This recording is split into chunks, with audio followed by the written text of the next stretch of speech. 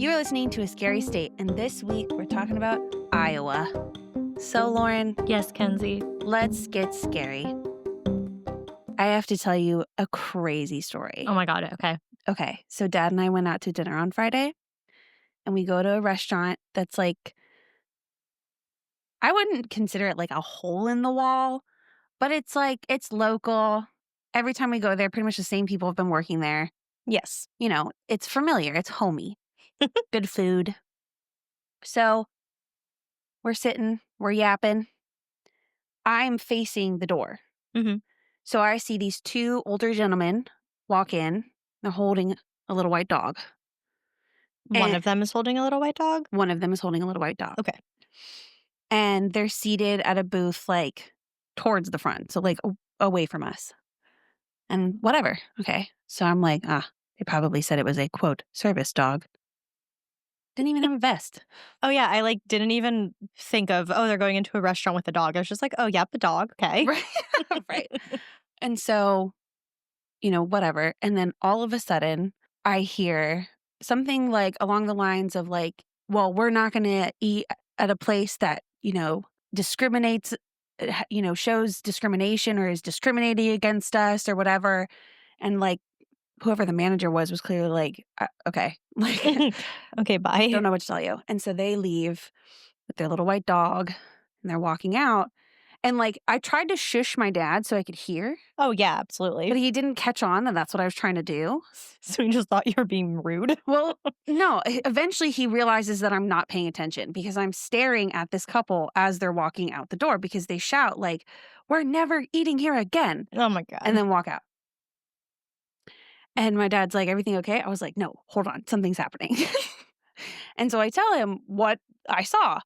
And I'm like, to be honest, I was like, I think it might be their partners because I heard discrimination. I was like, oh, maybe they thought they were discriminating against them because they were gay. But why would they do that? Right. Like they didn't do anything. They literally had just sat down. Yeah. Like what could have happened in that short amount of time that all of a sudden now they're leaving? And so I was like, I don't know. So where we were sitting was like the booth that's like right next to like the kitchen and like where they pick up stuff. So like they hang out there. Yeah.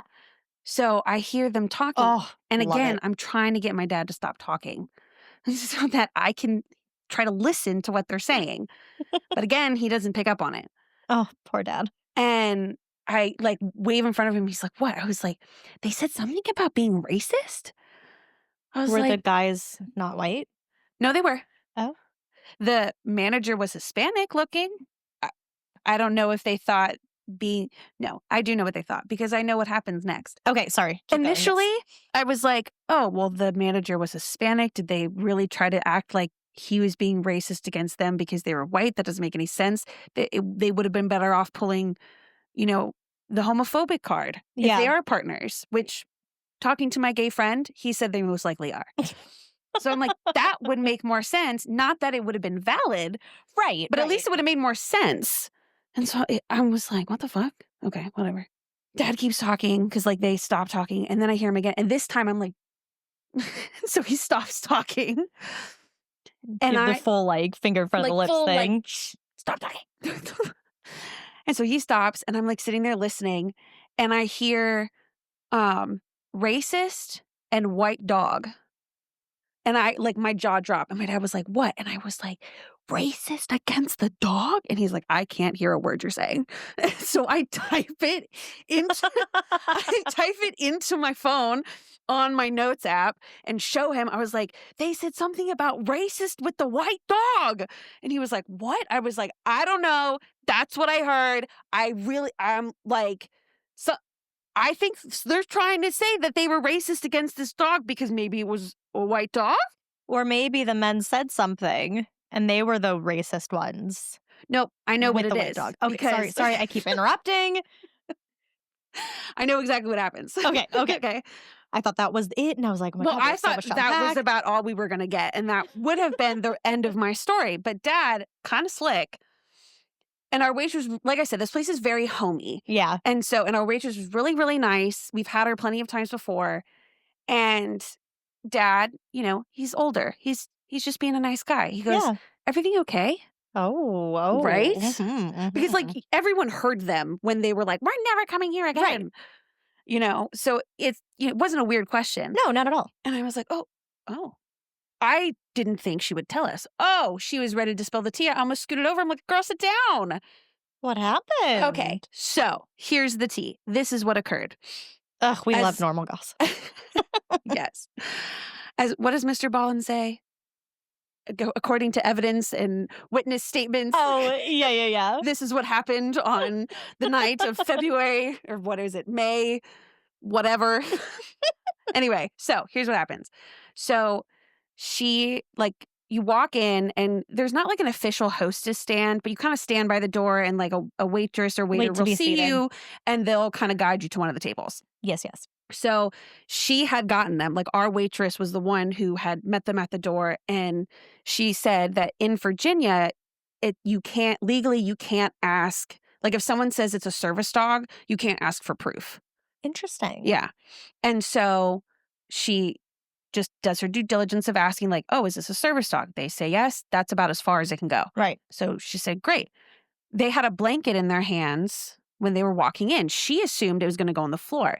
Well, when they're seated, they put the dog on the booth. Mm. And she's like, hey, like, you can't do that. Is in violation of Virginia law and health code. Yeah. And they started pitching a fit. Ugh. They started, talking about how, they know the law, they know better. So she, gets her manager. He says the same thing that she does. Mhm.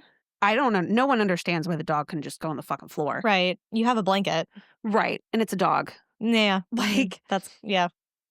and they just were not, they were losing their minds because these people were like, not that they were kicking them out, not that they were saying the dog couldn't be in there, just that the dog couldn't be on the booth and the dog had to be on the floor. Yeah. That was all they were asking. And they were losing their minds. So, of course, it's like, okay, well, if you're not going to comply, you can't eat here. Right. And so I guess at one point they still tried to show like some sort of like card saying it was like emotional support. It's like you can show me whatever cards you want. That doesn't take away the Right. fact it can't be on the and booth. like our waitress was like, it definitely was fake. And so they start saying to her manager that he's being racist towards their dog. That Mhm. they're discriminating against them and they're being racist towards the dog. I would want them to explain what they mean by that. And I looked at her and I was like, do dogs have races? I thought they were breeds. Like, I don't understand. She's like, I don't either. I'm like, racist against that's what the hill they're gonna die on Right. for this situation? And they're like, and she was like, yeah. And so then they left and we're like, oh, we're gonna, write a review. And when I was telling this story to my friends, I was like, I want to find that review. Oh my God. I want to find the review and comment back and be like, I was in here when this happened and none of that is true. Okay. After we record, Okay. we'll go to Yelp. Yeah. We'll go to the restaurant. Okay. And we'll see if they've posted a review. Yeah. Oh my God, that'll be so fun. To get confirmed that, yes, it is as crazy as I thought, that they were being accused of discriminating, not for a logical reason, not for one that could have made sense, but for... You're discriminating against our dog. Now, You're racist against our dog. It's unsure, though, if it's racist against the dog or racist against the dog because it's a white dog. Unclear on that one. Okay. So... Okay. Oh my gosh. I was like, this is the most batshit crazy thing. Like, this is the kind of shit you hear about from your friends who work in customer service. Oh my God, yes. And like, I've just never seen it in You've never person. seen it. Right. And I was just like, I can't believe we witnessed that. Oh my God, I really want them to write a review. I don't want the restaurant you went to like suffer any negative stuff, but I want to read this review. I want to read the review and I definitely would be like, this isn't true. You're wrong. I was there. That's not what happened. Because I really like this restaurant. This restaurant has been around forever. Mhm. When I first moved into my apartment now, which was like, what, 3 years ago? Yeah, something like that. Yeah, almost 4 at this point. This summer will be 4. Damn. I know, right? My dad was like, oh, like, I know this restaurant. He has a t-shirt from like the late 90s for like a marathon or 10K or something from them. And he still has it. Like, this place is like, it's been a local place for a long time. I also said I was leaving when I said to my dad, I was like, well, I'll write a review that says how great they are. You should. Because every person I have been like that I've talked to in here has been so nice. I don't know if this one bartender, if she still works there or not, but like my dad and I were going there regularly and like she knew our names, like she was just so Aw. friendly. And every time we've been there, there's like that sense that like the waitresses or waiters have seen us before, Yeah. but like we don't really know each other. Yeah. And No, I get it. you know I what I mean? understand that. Yep, And we had that so at a biker bar. yeah. And so it's just, it's like my dad and I like going to it as like we can't think of anywhere else to go for dinner, and this is always a solid backup plan, a Yeah. solid place to go where we've never been disappointed. So they were having half price on desserts. Oh, yum. And my dad was like, well, what's being offered? And the first thing she said was carrot cake. And I was like, oh man. And she's like, what? I was like, that's his favorite. Guess we're staying for dessert. Do you like carrot cake? No. There's this one restaurant Mom and I go to, and they have a warm carrot cake, Mm. and the icing on top is all like warm and melty and gooey. Oh my god, it's so good. I just don't like that. It's chunky. You should try this one because it's Mhm. not chunky. It's not weird. Mm. Because I'm not a big cold carrot cake person, but warm carrot cake, I'll just stick with chocolate. they don't have chocolate at this restaurant. Well, that's a bummer. Like a Most chocolate places don't dessert. have like a good chocolate cake. Oh, I know. This place has I think it has like lava cakes, Oh, maybe I freaking love lava cakes. something like that. Oh, yum. They have good espresso martinis too. My favorite They drink. were having half price on their wine bottles, and whatever you didn't finish, you could take home. Ooh. They have like I guess some kind of license for that. See, how great is this place? Yeah. Yeah, Yeah, write a good review for them. absolutely. And then we'll look it up and see if the other people have to review. Oh, we have. I'm sure. I'm Because They sure. definitely seemed like the type of people that said they're going to write one and are And then going to are go gonna home and write write one. one. Because they're going to be mad and they're going to be furiously typing on the Right. keyboard. But yeah, We'll look it up. that's Well, my crazy story. I don't have anything like that. I'm so glad you experienced something like this and could share it. Great story. Fantastic. All right, are we ready to go into Iowa? I think we owe ya to go over Iowa. That was really good. It is a regular basis that when people say Iowa, I'm thinking Ohio. Did you cover something in Iowa or Ohio? No, I covered something in Iowa. Okay. But when we were just about to start, I was thinking in my head how I was going to say the state. And I was about to be like, Ohio. And I'm like, nope, that's not what we're doing. Iowa. Right. And it happened yesterday too. I don't know. Oh, we were talking about like where my friend's like family lives, like extended family. And we were trying to think of where Canada touches, like which states that is. Yeah. They're saying Iowa. I'm like, no, Ohio touches Canada. But I might have been saying Iowa, but I was thinking Ohio. Uh-huh. And so I was looking at it and then I was like, yeah. Okay. I was like, oh, Ohio doesn't touch Canada, but there's a Great Lake between it. But if there wasn't, it would definitely be touching Canada. And they're like, well, what about Iowa? And I'm like, oh my God, have we been talking about Iowa this whole time? I didn't say anything, but I was like, Iowa totally 100% does not. I was like, oh, it definitely does not. And No. and they were like, isn't it above Minnesota? I was like, no, it's directly below. Yeah, Minnesota's the hat of the baker. Right. Yeah. Oh, yeah. Yeah. There you go. Yeah, it's Minnesota's the hat, Iowa's the face, Missouri is the body, Arkansas is the legs, Louisiana is the foot. Boom, that was amazing on my part. And then Tennessee is the plate, and then Kentucky is the Kentucky Fried Chicken. I was just really glad that no one caught on to the fact that I was thinking Ohio the whole time. Well, now they're going to know. No, they won't. They don't listen to this podcast. Oh, okay, then we're fine. Then you were just right there with them. Yeah, exactly. So, Oh, all right. Let's jump on in. In the quiet farming town of Villisca, I bet people will have no idea what this one's about. I knew nothing until Really? I knew about it because when we had done Iowa before, you told me that I can't do that one. Right. But that was about as much as I knew about that. Oh, wow. Yeah.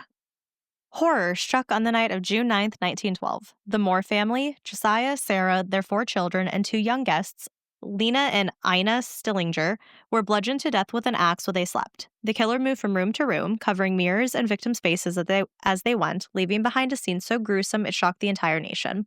Despite several suspects, including a traveling preacher, a state senator, and a known sexual predator, no one was ever convicted. The house still stands today and is said to be one of the most haunted places in America. Paranormal investigators report hearing children's voices, seeing shadowy figures, and your name was covering it, Sorry.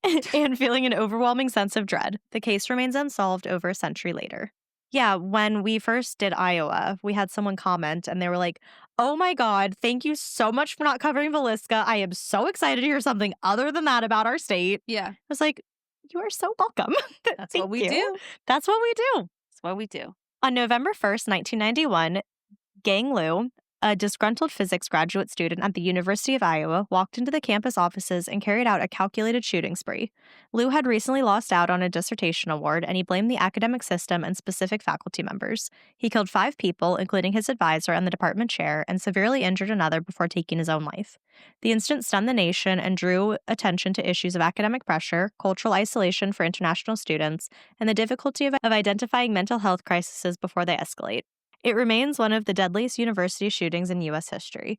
Sometimes I think I say a word and I know what word I meant to say, but maybe my mouth just doesn't cooperate. Like Iowa and Ohio.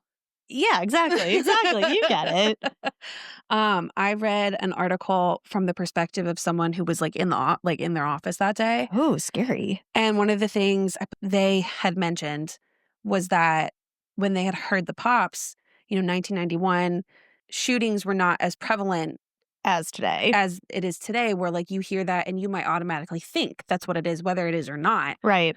I forget what they said they thought it was, but they didn't really think twice until someone came run down the hallway saying that this person was dead, which I think was either the advisor or the department chair. Ugh. Now, the advisor and department chair might have been the same person, but I can't remember. Mm. One of the things that they were talking about was, the news talking about the pressure, this, that, or the other.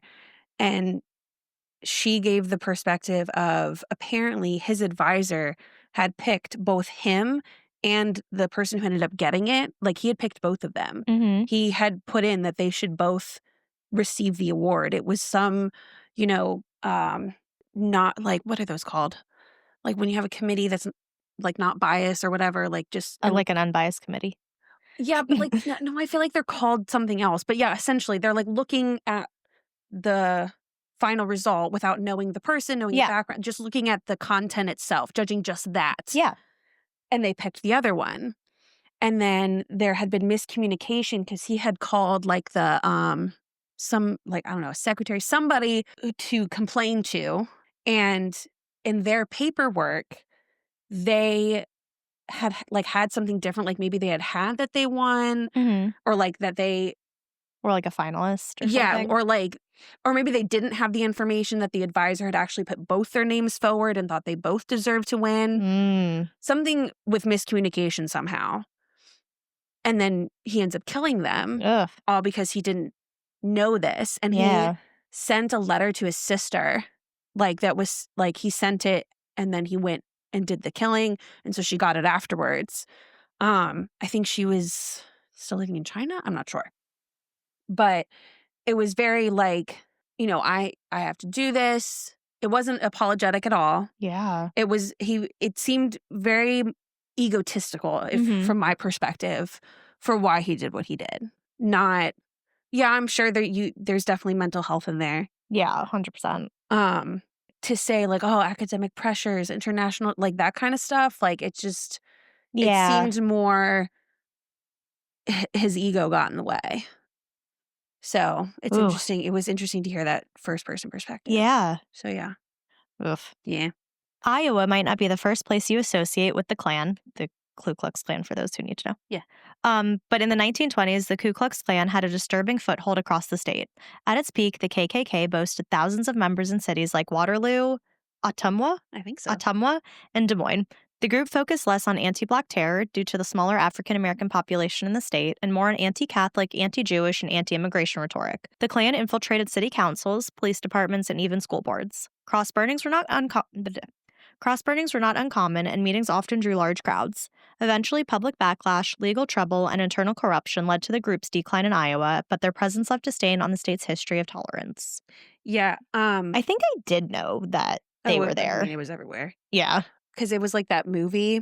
I forget what that Oh, movie is is. that why I'm thinking of it? There was a movie, and that's what caused this like resurgence. Oh. Yeah.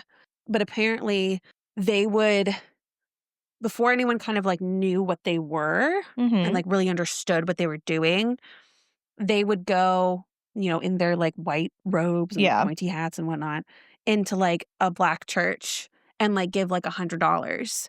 And so it would cause people to think like, oh, maybe they're our friends. They're don't like confused, but in a very Uh-huh. manipulating way. I don't like And so there that. was this one lady who reached out to the NCAA chapter that was somewhere in Iowa close by, and was like, hey, this is happening. I don't know. This rubs me the wrong way. I'm not sure what to think of this. Like Is it NCAA or NAACP? that. NCAA, sorry. I think NCAA. NCAA is like sports. Yes. But it's the double A that gets me. NAACP. Yeah. There we go. It's the double A, man. And there's a C and an N. Just got to rearrange stuff. There you go. But, you got what I was talking about. I got you. Yeah. Anyway, so she sends a letter to them being like, this seems weird to me. Can you advise? That is weird. Yeah. Sends a letter back being like, yep, that's weird. They're trying to manipulate you because they were apparently trying to divide the Jews and the blacks in that specific community Oh. and like kind of eventually like turn them against each other, annihilate them or alienate them from one another. Mm-hmm. So they would be like sneaky like that. And so they would try to like divide communities to like really like get them out or whatever the case may be. But it ended up kind of because of it, there was different like coalitions that kind of came together and banded together, so to speak, to kind of, protest against it and things Wow. like that. So yeah. Ugh. Yeah. Mm. Yeah. Beneath the earth of Des Moines once ran a web of coal mines, employing hundreds of immigrant workers in dangerous conditions. On February 25th, 1881, a massive explosion tore through the mine of Hubble Park, killing several miners instantly and injuring many more. Investigations revealed the explosion was caused by a buildup of gas, something workers had reported for weeks but were ignored by management. The tragedy sparked public outrage and calls for better mining regulations. It also highlighted the expendability of immigrant labor during the industrial boom and the risks workers face daily just to survive. The incident faded from national memory, but remains a chilling reminder of corporate negligence and the human cost of coal. Of course, they complained about something, and management was like, it's not a big deal. That's why we have unions. Yeah. Tucked beneath the peaceful streets of Waverly, Iowa, in the Cold War lies a Cold War relic that few residents knew existed, a government bunker designed as a fallout shelter in case of nuclear war. Built during the height of Cold War paranoia, the bunker was one of the many secret locations scattered throughout the Midwest, chosen for their distance from major urban targets. Stocked with rations, medical supplies, and communication equipment, it was intended to house key personnel and continue state operations after nuclear strike. But fuck everybody else. Oh, yeah, of course, they don't care about anyone else. Right. The bunker was never used, and it was quietly decommissioned in the 1980s, but it stands as a stark reminder of just how close the world came to disaster, and how even rural towns weren't immune to the looming threat of global annihilation. I think I knew about this bunker. Unless there are like a ton of other bunkers around, and I'm just thinking of one of those. There are definitely more than one. Yeah. So it's both are possible. Yeah. Yeah. Oh, that's so creepy. In May 2008, the small town of Postville, Iowa, home to a large immigrant population, was rocked by one of the largest workplace immigration raids in U.S. history. Federal agents stormed agri-processors, a kosher meat packing plant, and arrested nearly 400 undocumented workers, many of them Guatemalan and Mexican. When did this happen? 2008? Yes, ma'am. That sounds like it happened recently. Oh, yeah. The raid revealed harrowing labor conditions inside the plant, including underage workers, physical abuse, wage theft, and even sexual harassment. The company's CEO, Shalom Rubashkin, was later convicted of fraud, but the damage to the town was profound. Families were torn apart overnight, children were left without parents, schools and churches became makeshift shelters. The event sparked national debate on immigration policy, labor rights, and the ethical failures of both corporations and law enforcement. So, who was president in 2008? Obama would have just gotten elected or would be elected that year. His first election? Yeah. Who was before him then? Bush. Uh. Yeah. So, this happens. There is an immigration lawyer that kind of steps up, and I guess there's something in place that, like, if you can testify against, like, the conditions and things like that, like, there are ways that you can, for your case to be heard, like, something with cases to be heard and being able to not be deported or Okay. something along those lines. And so, she got a lot of people were able to come back or, like, didn't get deported in the first place. A lot of the workers, even if they didn't get deported, left anyway out Yeah. of fear, things like that. But this CEO guy and, like, I think also his son who ran it, there were, like, I wanna say, like, 900 something charges against them. Whew. I would say 9,000, but I don't know if that's possible. But there was a 9 in there. And apparently, they were not charged, like, convicted on a single one of them. Pretends to be shocked. Right. But yeah, like, it was really bad, like, what they Yeah. were being put through. And even with all the testimonies and things like that, they were never actually, like, convicted of anything. Um, so yeah, Shocking. it's, you know, know your rights. Yeah. Being undocumented You is still have rights. you still have rights. You still get a court hearing. You still get You should still get a court hearing. yes. Due process doesn't seem to be No. there anymore. It's also people I keep seeing people online being like, I don't wanna use the wrong terminology, but something with it like it's you can't get like, it's not against the law to be undocumented. It's not. But, like, they use another way to say it, and I can't remember what that is. I don't know the other term, but it's not against the law. Right, Yeah. it's against the law to be undocumented and commit a crime. Because, it's against the law to commit a crime. Right, but it's not, against the law to be undocumented. I think it's, like, supposed to be, like, a civil case or something like that. I don't know. I can't remember the exact wording, but I also saw a video of Congress, a congressman, like, tearing apart the lady who runs Homeland Security Hmm. and was like, "You have blatantly disregarded the law. Your committee," or whatever the fuck it is, "has blatantly ignored the law." Well, the moment the president doesn't think he needs to follow the Constitution, that brings us into a whole slew of issues. Yeah, well, and then anyone calls him on it, it's like, "Well, I didn't do that. It was this person. It was that person. Yeah, it They're was my committee. It responsible." wasn't me. Right. But apparently this committee is gonna run out of money by July, and then, like, he's saying, you can't just, like, take from other funds just because you want to. So, it seems like they're trying to hold people accountable, even if it's not the president directly, because we know he'll never take that accountability. Mm-hmm. But at least if we can kind of tie the hands of the people below him, Yeah, it will keep them from being able to hold him up, metaphorically speaking. that was beautiful. Thank you so much. Wow, that was very nice. Yeah. We can only hope. We can only hope. So, into more sad, scary things. Opened Well, like we always say. Opened in 1888 as the Clarinda State Hospital, this sprawling psychiatric facility was originally built to house those deemed, quote, insane by society, including people with mental illness, epilepsy, and even alcoholism. Like many institutions of its time, treatments ranged from rudimentary to cruel. Electroshock therapy, lobotomies, and prolonged isolation were all practiced. The facility was self-sustaining with its own farms, workshops, and power plant. Power plant, that's very interesting. Mm-hmm. Making it feel like a world unto itself. Over the years, overcrowding, underfunding, and allegations of mistreatment marred its reputation. Countless patients lived and died within its walls, many buried in unmarked graves on the hospital grounds. Though it evolved into the Clarinda Treatment Complex and still operates in part today, much of the original site is abandoned. Those who visit the old building report cold spots, disembodied voices, and the feeling of being watched, adding a haunted layer to this already tragic chapter of Iowa's mental health history. It was hard to find, like, a website that had an article specifically about this time. Like, I found Wikipedia, but it was very, very short. Mm-hmm. Everything else, because it's, like, still partially in operation, Yeah. it was like, I was like, okay, well, I don't want information for what it's like today. Right, That's when it's like blowing. because it's better today. Right. I was like, it's beneficial, and I don't want that. I want when it wasn't. Right, like when it was dark history. Right. So, but I couldn't find it. But, there you go. There you go. In the early 1930s, Dexfield Park, just outside Dexter, Iowa, they weren't super, creative with the names, was a No, forgotten they were not. was a forgotten remnant of its It former was the self. Great Depression. They had other things to worry about besides Right. naming parks.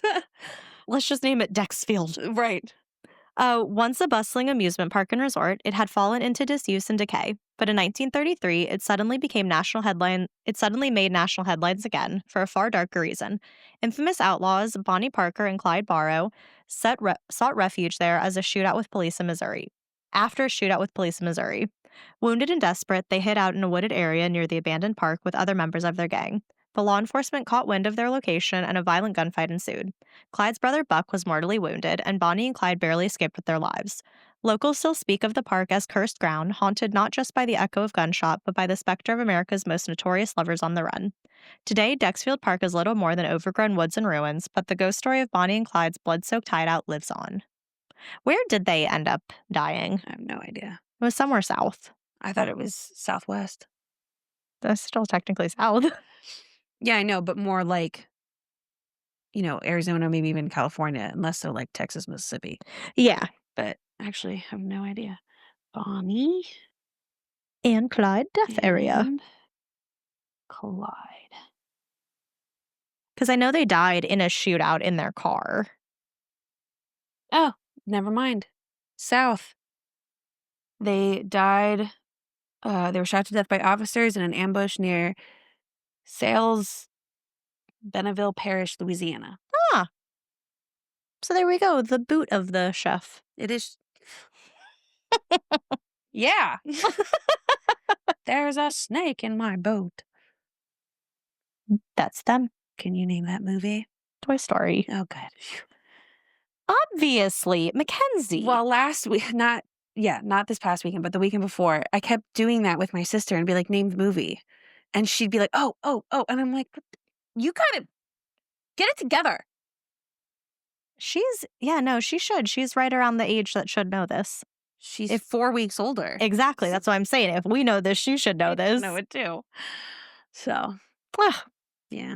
Well, those are our dark history state facts of Iowa. Yeah, pretty dark. Pretty dark. Pretty dark. All right, Mackenzie. What story do you have for us? Another day, another jail. Oh, my goodness. By this time, we're focusing on the lost souls that haunt the jail and roamed its caged halls in the past, not present. Oh, also, so I called Mom this morning, Mhm. and she listens, and sometimes yeah. she'll be like, Wait, happy Mother's Day. "Oh yes, happy Mother's Day to all the moms who are listening." Yeah, we're recording this on Mother's Day. So Yes. obviously it'll come out after, but happy Mother's Day. But so I was talking to her, and she was like, "Oh yeah, I just listened to New Mexico because that was the one that most recently came out." Yeah. And she's like, "Oh yeah, there's one word you guys pronounced wrong." She tells me that there's words that we pronounce wrong often. I have told my mom that if she listens, she's not allowed to do that. Oh, I like knowing. But I told her, I was like, sometimes we don't look up a word because we think we're pronouncing it correctly. Yes. But it was whatever the fire gun thingy. Oh, Apparently, we pronounced it wrong. She told me the right way. I can't remember. I think we only said it once. Yeah. So. But it was funny. I was like, of course he said something wrong. Yeah. Because it's either like when I know that there's a good chance we're not saying it right, if like we're struggling, you don't need to tell me, like, I know it's probably wrong. My bad. What drives me nuts is like, I'll go back and listen and hear myself. Like, you know how to pronounce that word. Why'd you say it weird? I know. And then like, it just bothers me when then Mom comes in and be like, did you? I'm like, yes, I'm aware. I have to listen to myself back. I am fully aware of all the mistakes that I make when I pronounce things. If I'm talking too fast, you don't need to tell me. Because there was one, it was like, I think the word is, oh God. It's like undulating or undulating. It's like when yeah. I know the word you're talking about. I said it wrong because I thought I knew how to Undulate? say it, but now I don't know which is right. I think it's a hard gene. Undulate? Soft gene. Undulate? Undulate? Who knows? See, it's wrong, but I didn't know that I was wrong the first time because I thought I knew what I was saying, but I didn't. Yeah. Okay, anywho, that's all I had to say. Some Go words back are on hard. with our old creepy haunted jail. Yeah. Some words are hard. Like They are. Padawananami. Like, I definitely said that wrong, and I've been practicing. You did. Hold on. Let me try again. Padawanami? That. Padawanami. Good job. Thank you. Potawatomi Yeah. County Jail in Council Bluffs, Iowa, got the name Squirrel Cage Jail because of the 3-leveled squirrel cages, also known as a rotary jail. Oh, I've heard of these things. Yes. I think we've covered one before. I think we have. And maybe some crossover with the stories, but that's okay.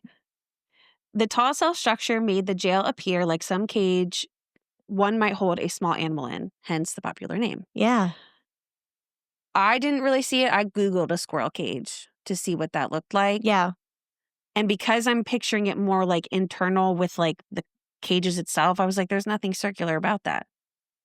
It's just, It's because it's like a circle thing, kind of looks like a piece of pie, yeah. right? Like a pie with all the slices are. Yeah. Yeah. Exactly. The jail cells. Okay. But a squirrel cage doesn't look like that. Yeah. No, I wouldn't. I would think of it as like a pie jail. Yeah. Or cake That's a jail. much better description. Thank you. I think so too. Yeah. The jailhouse and the new county courthouse were both finished in 1888 or 1885, and at different times, depending on where you look. Oh, don't worry. My story has a lot of that too. Yeah. And it for sure, though, it cost $30,000, Okay. which for 1888, I'm sure was crazy. You got to do the time money calculator. They don't go back that far. You're right. They don't. They go to like 1913 or something. Yeah. So I just know that it's probably a fuck ton of money. Yep. The building was one of 18 rotary jails that were built in the U.S. and the only one that was 3 stories tall. The building was designed for maximum security with minimal contact between the prisoners and jailers. The jail cell area was made up of pie-shaped cells that revolved inside the cage. All the cells were located on a central roundabout that would spin at the turning of a hand crank so that only one inmate's holding area could be assessed at a time through a single entryway. Something about that gives me the worst Because claustrophobia. you're stuck. Yes. Yes. And like my big thing too is always I think of stuff like that. Like if there's a natural disaster, Yep. you're done. Like no Well- one's going to wait and release every single prison. We get there. Oh, God. Needless to say, there's a reason that this kind of jail didn't continue. Through this system, the jailhouse was able to only have a small number of jailers controlling and taking care of the inmates. Mm. So you might have only had like 1 or 2 because unless they were at the entry point, they're not going anywhere. Right. The innovative structure soon experienced problems in its mechanics and design. The Squirrel Cage Jail was deemed a failure just a few years after it opened as it made a horrible noise as it moved. Oh. And its gears kept jamming, risking the lives of inmates. Yep. Because of its rotating design, there was no need for traditional inmate segregation, and all prisoners were kept in close confines and adjacent cells. Mm-mm. Therefore, sex workers were in prison next to axe murderers and petty fraudsters next to rapists. Even worse, the mechanism that made this jail so unique often failed to work properly. Inmates often put their arms and legs out of the bars as the jail rotated, causing ghastly breaks and injuries. Oh my God. I didn't even think of that. In fact, in the 1960s, the mechanics malfunctioned to such an extent that it took 2 days to get to the body of a dead prisoner who died of natural causes from a heart attack. So, like, he had died, and then they wanted to turn it to get to him, and it was broken. So he was just dead for 2 days. Nope. Don't like that. Right? By 1910, incidences at the Squirrel Cage Jail were piling up, as were high-profile news stories of other rotary jail horror shows, which I'm sure we've talked about one. Yeah, I think we have. Much in the same way early elevators hacked off limbs with their vertical movement, rotary jails did the same with their horizontal movement, causing injuries and even fatalities. Mm-mm-mm. Many other rotary jails were either torn down or converted to regular jail systems, as the rotary system would not only sever limbs and crush skulls, but was also a fire hazard with no way to easily escape. And with the whole like breaking of the limbs and stuff, if you're in the jail cell with like a bad person and they're mad at you. I don't think it could house 2 people at once. Oh, okay. So I think one there's just person. enough room for one person, but it could be a bad person and then next to you, like you could be next to them. Yeah. And I don't think it's not solid walls. Mm. It's all cages. Oh. So I'm pretty sure you can like see through. Okay. everything. Oh, yeah, that's not good. Yeah. I was picturing like for some reason like concrete walls in between. No, I don't think so. And I was like, that's not great. That's not awful. But yeah, no, not great. Mhm. Yeah. Just because they keep using like comparing it to a cage. Yeah. So I feel like it's mostly Mhm. might have a floor and a ceiling, but no. That's why it would be really bad to be next to like an axe murderer. Correct. Gotcha. Yeah. Ooh, now that's even scarier. It gets scarier with each description. Great.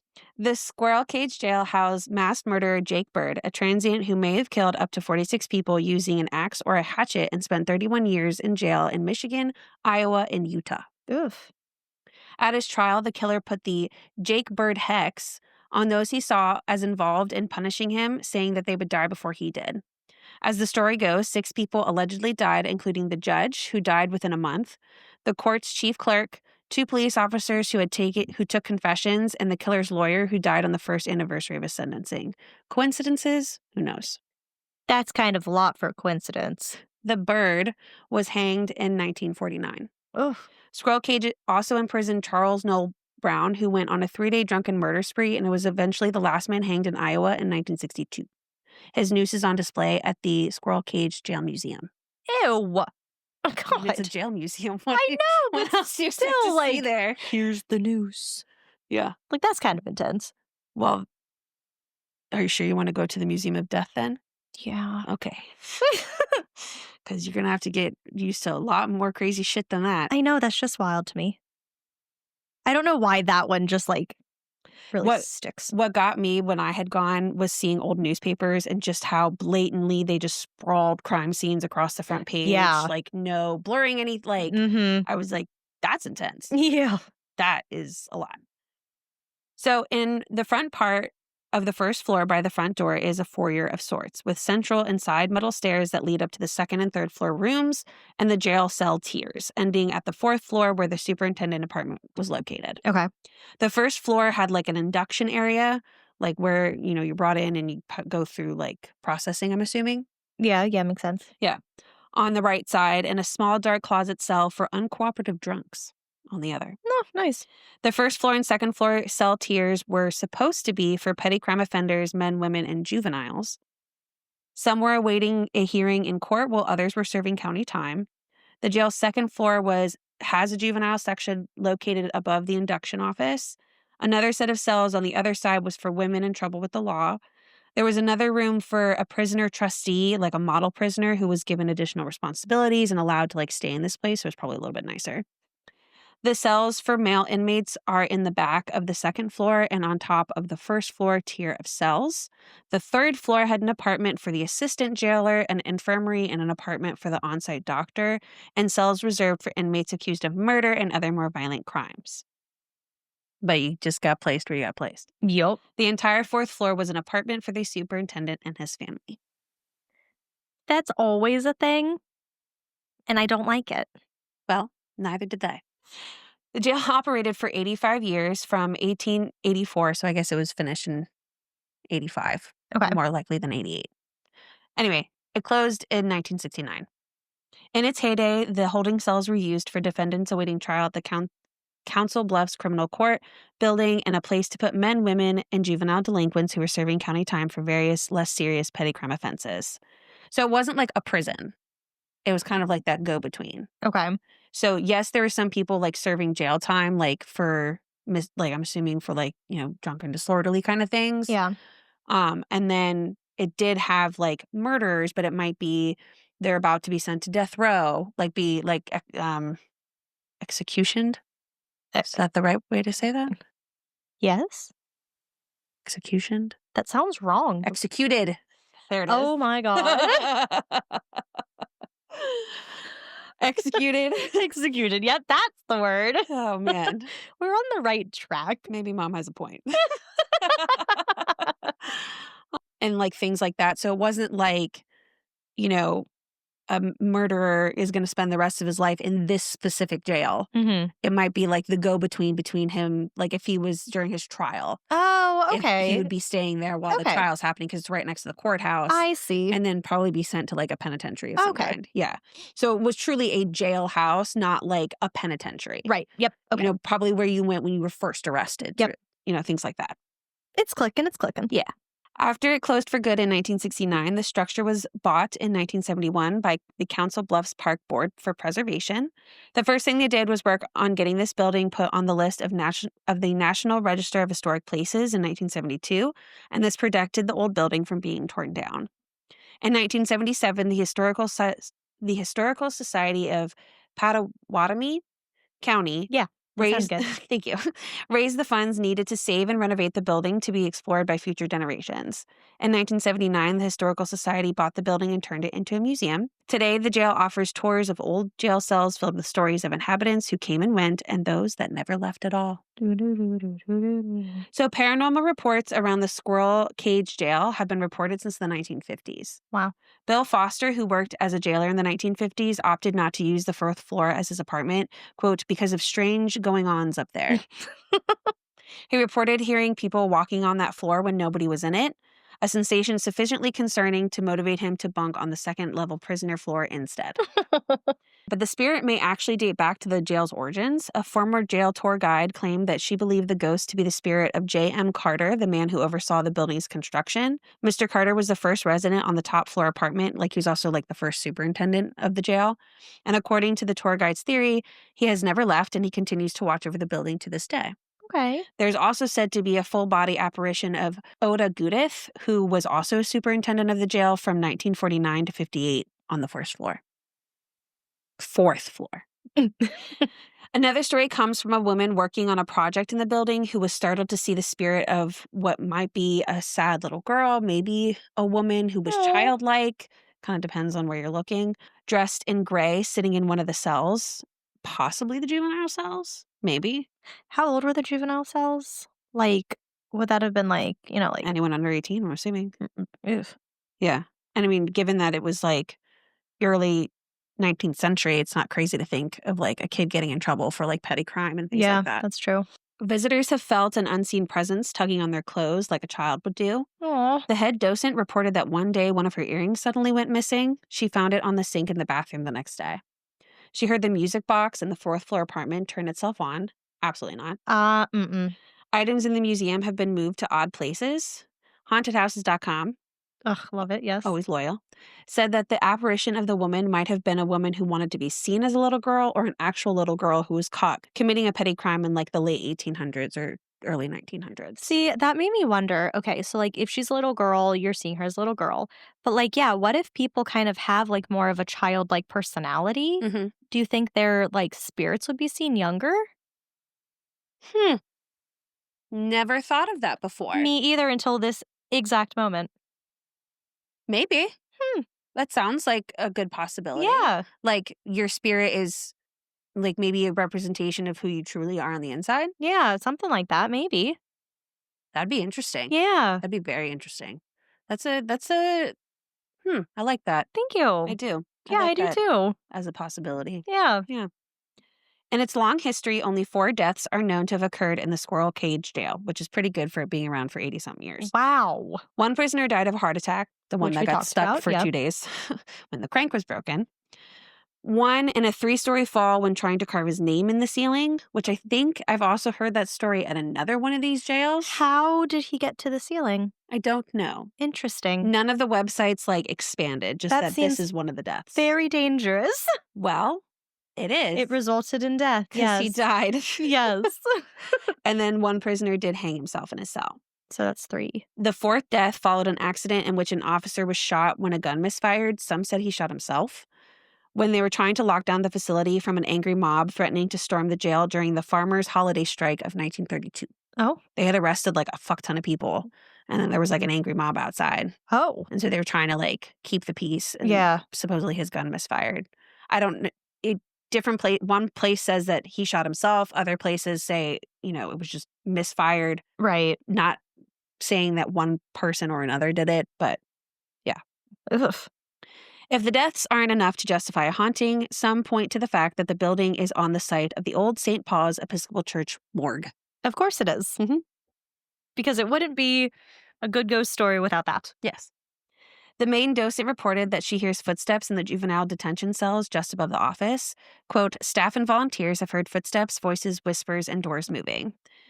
Cat Slaughter, which the last name and the irony does not escape me. Oh, that's someone's name? That is someone's name. And she's the museum manager for this place. And I am really upset and disappointed that none of the articles I looked at even touched on on the that? fact that her last name is Slaughter. Ugh. Just saying. Or it could be cat's laughter. Well,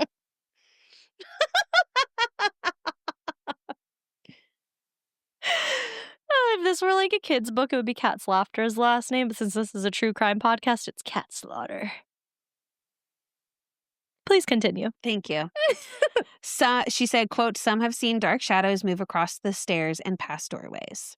In the summer of 2005, the Paranormal Research Investigative Studies Midwest, also known as PRISM, Oh, cute. group brought in gear and cameras to the jail and spent the night. They captured on film a cabinet door opening by itself 3 times. Several electromagnet spikes were recorded on special meters, and infrared thermometers noted abnormal temperature fluctuations. And the team was able to correlate these readings with orbs, like those tiny balls of light, Yeah. recorded on video. Oh, that's kind of cool. In 2008, the Carroll Area Paranormal Team, or CAPT, investigated the jail, conducting EVP and video tests. The group members all noted unexplained light occasionally in the infirmary. I don't know why Yeah. that was hard. Occasionally in the infirmary, and unusual sounds. Their investigation was preliminary, but they felt that there was sufficient evidence to suggest the jail is haunted. In recent years, interest in the jail amongst paranormal investigators has increased exponentially as word of mysterious findings has circulated amongst the curious. In 2019, the jail was featured on an episode of Ghost Adventures on the Travel Channel. Nice. Of course, there are skeptics. A jail researcher spent 2 nights on the fourth floor in the 1980s and reported nothing out of the ordinary. Additionally, following the PRISM session, 2 historical society museum guides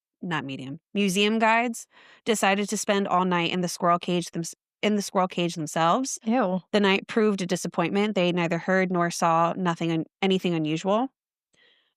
So, and this was all on a blog post from the Historical Society of Pottawatomie County, Iowa. Oh. Which I thought was interesting. Yeah. So this is what they say is like a possible explanation for these skeptics that, for these people that go and don't have experiences. Right. They say, quote, "Professional investigators explain this discrepancy by noting many indicators of potential paranormal activity are subtle and could easily escape the attention of someone not trained to notice them. Also, some people are more sensitive to paranormal activity than others. These are the folk most likely to pick up on unusual feelings or see things like full-body apparitions. So it may be that some who spend the night simply aren't tuned in enough to have any memorable encounters." See, I like that. Me too. Mhm. Right. Maybe it's your fault. You're not special. That's why you didn't see anything. The ghosts were too good for you. Yeah. How does that make you feel? Right. Squirrel Jail is no stranger to its supposed paranormal activity and is in fact quite open about the jail's ghost stories. Despite being owned by the County Historical Society, the jail museum remains open for paranormal specific tours and even overnight investigations for the bravest of paranormal enthusiasts. Not me. Not I. In conclusion, if you're feeling squirrely,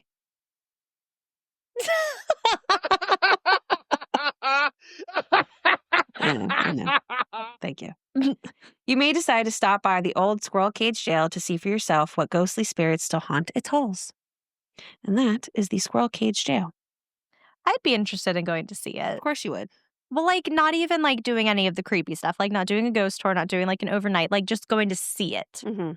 Would you be interested in going to see it? I'll look online. Would you ever go to a place that you know is haunted? No. But let me talk. It's like a museum. Mm-hmm. So you're there during the day to look at the museum, but you know it's haunted. When I talked about the place, I think it's in Hawaii. I said I wanted to go there because of the historical background of it. Oh, yeah, like that villager. Yeah. Yeah. Also because it's in Hawaii. I would be intrigued to see the museum, but now I also know everything, so I'm like, what? Oh my God. I'm particular. I'm never going to win with you. I know, which is why you should probably just give up. I have not been one to be known to give up. I'm not going anywhere haunted. That's not going to happen. That you know of. If you want this friendship to stay intact, you will not trick me. What if... Okay, I have many thoughts. 1, what if we go somewhere and then we find out afterwards it's haunted?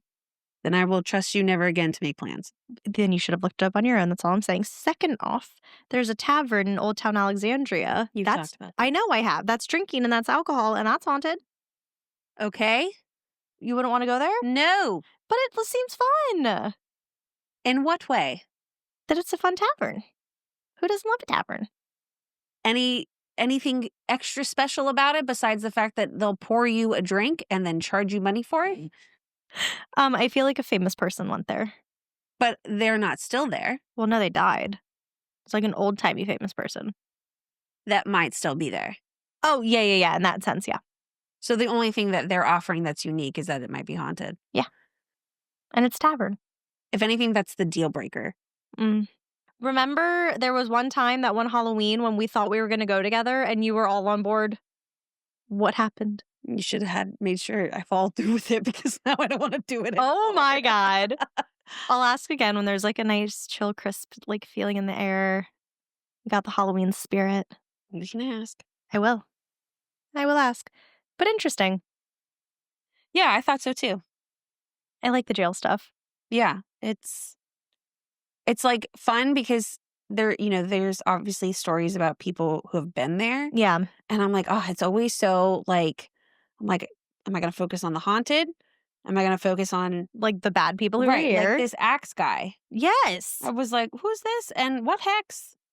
So, my other question, okay, so when I first thought of the jail cells, I thought of, like, I pictured concrete on one side, concrete on the other, and you're only open in the front, like, with the, like, bars or whatever. Mhm. But if that's not the case, then how big are these jail cells? Like, if you have a creepy person on one side of you Mhm. and a creepy person on the other side of you, is there a spot that you can be in your jail cell where they can't get you? Let's see. Oh, it does have solid walls. Solid walls. Okay. Okay, so it Yeah, was it's what a I was solid thinking. box. Okay. So that makes it more creepy when you're, like, spinning and your bars aren't at the front, but that makes it less creepy for it wouldn't really matter who was on either side of you because they're not gonna get to you anyways. So this is like a model of it from top down. Okay. Yeah. So yeah, I guess it's solid walls. Okay. Which is probably why I made so much fucking noise. Right. You're trying to get concrete walls to slide Yeah. against concrete. Yeah. Okay, so I wouldn't be so afraid of who I have next to me. That would be more of a concern for, like, why aren't we moving? Why am I staring at this concrete wall forever while I have concrete walls on either side of me? Right. I'd have a panic attack. It would definitely be, it looks like you can always, like, the cage itself is like a cage all around. Oh. So you're always able to see out. You just can't get out. Okay, I'd be more okay with that. Yeah. You just can't get out. But it looks like Okay. you can always see out. Okay, that's a little less scary. Yeah. I mean, it's all awful, but It's still claustrophobic as fuck. yeah, but less so than, like, concrete on either side of you and concrete in front of you. Yeah. It looks like you can still see through the front at least. But I mean, it's still small. Yeah, I mean, it's not any better. Yeah. I mean, I feel like they're like no more than 10 by 10. We'll make sure to include Well, these. and it's literally like a pie slice. Yeah. So it's like a triangle. So that's even less room. Yeah, exactly. So there was definitely, well, actually, if I can there were 2 bunks in these rooms.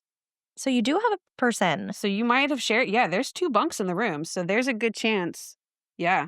See, that's where I'm thinking more like the breaking of the arm. Like, you're not just for going to sure. put your arm out there for fun. Like you're thinking like the person like Is holding your arm forced your out. arm.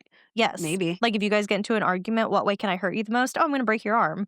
Right. Or it's like they're in an argument and maybe like the jail people are trying to move the thing to Mm, get to them and in the scuffle. yeah. Yeah. Or maybe it's purposeful. Who knows? One or the other. Yeah. So, Ugh. like I said, it hasn't been in use. And this doesn't look like I mean, I can see where when you're on the inside and you're looking at the actual cages, Mm-hmm. quote, themselves, where you could get the idea of like an animal cage, but the outside just looks like a big house, Yeah. like a big brick house Right. with a metal fence. So I'll try to post like as many pictures as I can that kind of give like a good Idea of it. yeah, like this looks like where they might be like let out once that's in the right place. Yeah. Yeah. But yeah, I take it back. It looks like there are 2 bunks. Awful. So let's just hope that they never put a juvenile with an adult. Right. So Or put someone who's there for, like, a drug offense with someone who's there for, like, a murder. I also found it interesting when I was looking at the explanation of like the setup of the place when it's like, oh, they're in the back. I'm like, is there a back if it's a circle? No. No. It doesn't work. It doesn't work like that. Like, the back then becomes the front as soon as you turn that shit around. Exactly. Like, what? Yeah, no, that's not how that works. I was like, levels, I could understand. First floor is this, second floor is Yeah. that, third floor, whatever. But you're like, oh, the second floor in the back is this, but the second floor on the side is that. It's all the fucking It's same all the thing. same It's a thing. circle. Eventually, if I'm in the back, I'm gonna be on the side. Right. So, I don't know. Like I said, there's a reason that they don't do this anymore. That is true. So, Times have changed. safety was not as much of a concern No. or considered. Oh god, we could go into so many of the things like that.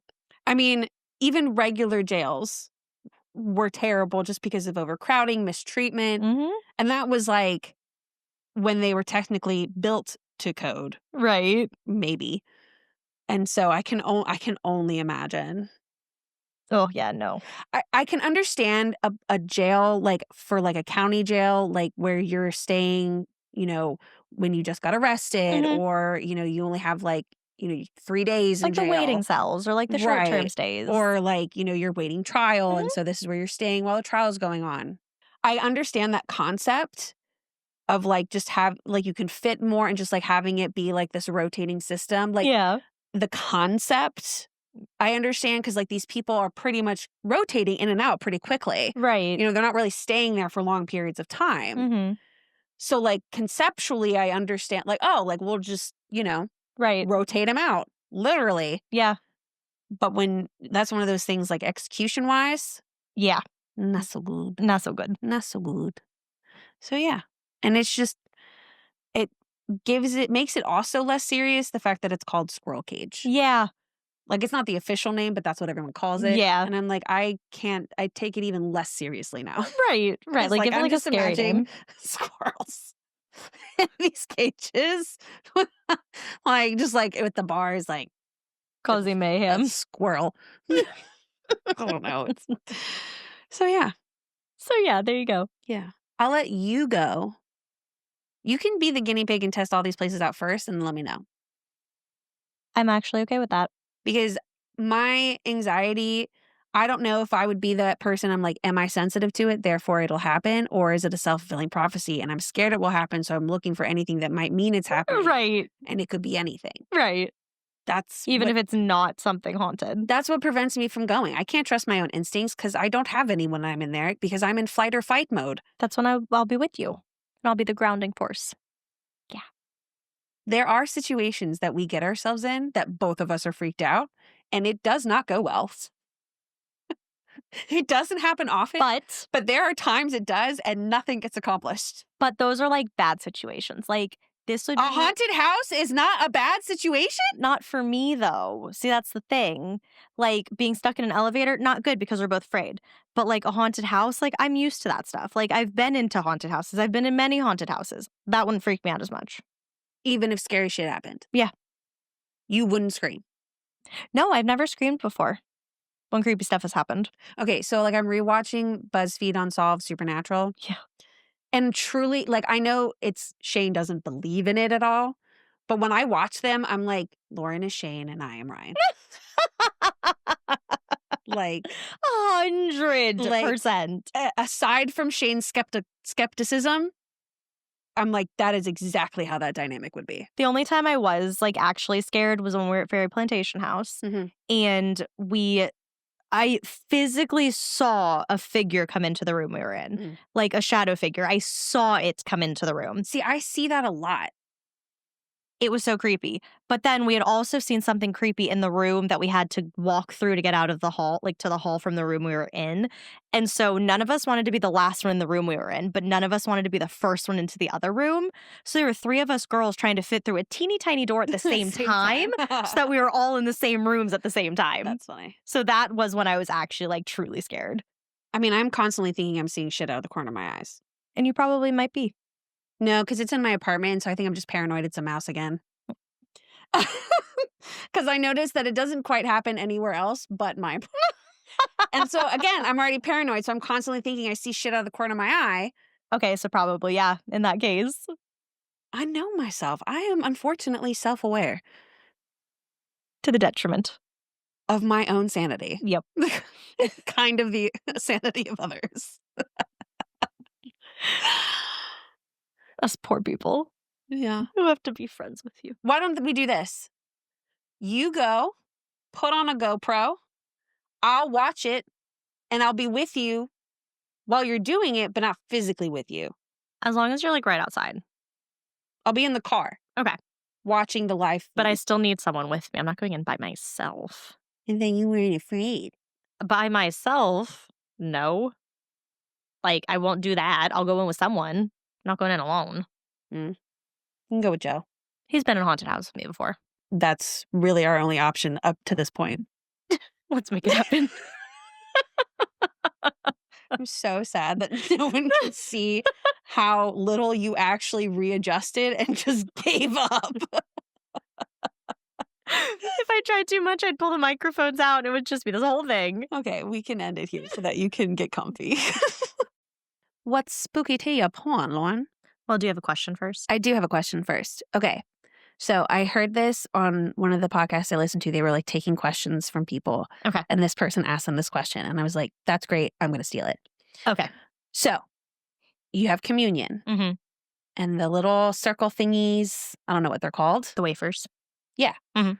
That's like the body of Christ. Uh-huh. And then the wine is the blood. Yeah. What would your communion be? First off, this is going to fit so well into my story. Yes. Second off, okay, I was thinking about this. My blood would be an espresso martini, Of course. obviously. Yeah. And my body, it's kind of a twofer. It would have to be chips with salsa. Okay. Mm-hmm. That works. That is mine. Mine is Diet Coke and either Chex Mix or mac and cheese. Depending on the mood. Yeah, because I like Chex Mix is my comfort food and I know it truly represents me, which would why it'd be great to represent my body. Yes. But I also fucking love mac and cheese so much. And the irony of that one and that it so much disagrees with your body. Yes. Which is why it kind of is even perfect, like more perfect. Right, because I do it anyway. Yeah, exactly. It's tough. I go back and forth. It is tough. Maybe it'll depend on the church. No, I like this question. Isn't it fun? Yeah. Yeah. Even if you're not a religious person, it's still fun, Yeah. to see what people think. Kind of like your finger question with the... Oh, yeah, the drinks. Yeah. Or the liquids. The liquids. Yes. Let us know what you people think. Yeah. All right. So kind of going off of that, I am going to be talking about an exorcism today. Beautiful segue. I know. So I used many, many sources for the story, as I always do, as we always do. But I did want to give a shout out to the Dark Histories podcast. Hey. I know.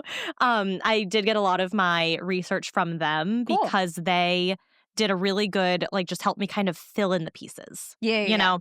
Like the websites probably did like the overview and they gave you details. Yes, Yeah. exactly. So like I had like my little points and then I could go into theirs and like fill in my points. Yeah. So it was really nice. Yeah. So there will be some parts of this too that contradict with some of the names and dates and whatnot. So let's not focus too much on that. So because it's in the 1800s into like the early 1900s. Mm-hmm. So some of the dates are a little funky. Mm-hmm. And so, so if it sounds like a loophole or something weird, it's just because no one has the full 100% true facts surrounding the people involved. So it could be a loophole and be weird. It could be, but we're not going to think about that. We're just going to kind of go with what we have. I'm just telling you not to do any math, which I know you won't. I won't do math, but I'll definitely be like, that doesn't make sense. And if that happens, let me know and we'll see why it doesn't make sense. Okay. All right. Years don't match up, probably, based on what you just said. It might be some, but I tried to fact check myself as I was going through I it. love that. So we'll see. Okay. So Emma Schmidt was born on March 23rd, 1882 in Milwaukee. She grew up in a Catholic household in Marathon, Wisconsin. Didn't you say something about Marathon, Wisconsin? No, because we're talking about Iowa. Yeah. Maybe I was thinking when you were saying something, I was thinking in my head, Marathon, whatever. We're just going to keep going. Okay. So just That'd be best. Side note to add here. So as I said, there's some confusion and part of it starts off with who Emma really is. Okay. So going off of her being born on March 23rd, that would make her the daughter of a man named Edward Schmidt. Okay. Edward spelled with a U instead of a W. But there are published and unpublished accounts of Emma, which states that her father's name was actually Jacob. Okay. So if that information is correct, the true identity of Emma, as per records found on Ancestry.com, would be Hulda Emma Schmidt, born on July 3rd, 1882 in Thurgau, Switzerland, to an Anna and Jacob Schmidt. The Schmidt family emigrated to Wisconsin in 1884, This Emma Schmidt was one of 9 children and would die 80 years later on June 23rd, 1964 in Milwaukee, Wisconsin. Uh-huh. But we're going to go along with the story of an Emma Schmidt who was born on March 23rd, 1882 or around 1882 in Milwaukee to 2 German immigrant parents. And when did she die? I will get to that. Okay. So we will call her Anna Ecklund for most of the story because what happened to Emma Schmidt? That is somehow a pseudonym used for Emma Schmidt. What? That's not... I know, but that's kind of what happened. So her name's now Anna. Anna. Okay. So Anna grew up in Marathon and was raised Catholic by her mother until Anna turned 14. And for the most part, she had a normal life for these 14 years. She was a practicing and devout Catholic. She would attend church several times a week and she enjoyed it. This does go back to Iowa, yes? Yes. Yeah. Okay. We're in Iowa. Like, she grew up in Marathon, but we're going to be in Iowa. Don't you worry. Okay. Yeah. Don't worry. We're in Iowa. Okay. You seemed a little worried, though. I was for a second, and then I was like, no, all of this happens in Iowa. Okay. So she enjoyed attending church. She also enjoyed the religious ceremony and rituals of religion. I will say, with Catholic churches, I like the routine. Okay. Yeah. There's a schedule, and so I can tell how much time is left based on where we're at in that schedule. I can agree with that. It's nice. So unfortunately, her mother passed away when she was young, or she left the family, but either way, she was then put in the sole care of her father. Her father, Jacob Ecklund, was a pretty bad guy. He was a drunk. Wait, I thought his name was Edward. No, that's the other Emma Schmidt. This is the Emma Schmidt that we're going with, Jacob. Who's from Switzerland? No, this one's from Germany. See what I'm saying? Where it's like kind of hard to figure out exactly who she is, but where we go on from this is the story. So Anna...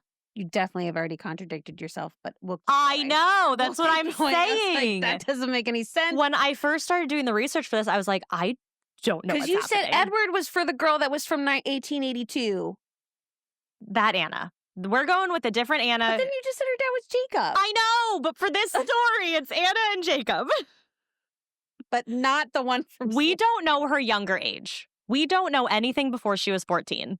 Okay. So pretty much that's why they're trying to figure out who she was. To give some legitimacy. Yes. But we don't know who she is. So we're just going to roll with it. So we don't know anything before she's 14. These are the facts we have after 14. That's why they're trying to say, like, okay, well, if her dad was Jacob, this is who she had to be. But if her dad's not Jacob, this is who she had to be. But we think his name is Dad's Jacob. But so that's why. Still not the one from Switzerland. Right. The one from Germany. Right. So that's why it's a little all over the place. We don't know who she was before she was 14.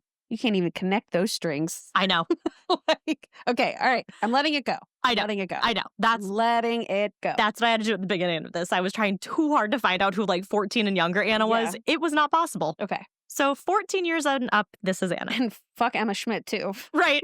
She's just, you're never going to hear her name again. Okay, maybe once or twice towards the end. Cool. I can't remember. Let's just go on. Okay. So he's a bad guy. He was a drunk and he was openly against Anna's practicing of her religion. He would often mock her and the church and the ministers. He took a mistress named Minna when his wife was still alive. Apparently, this mistress was either, this mistress was either his sister by blood or stepsister by marriage, which means she was somehow Anna's aunt.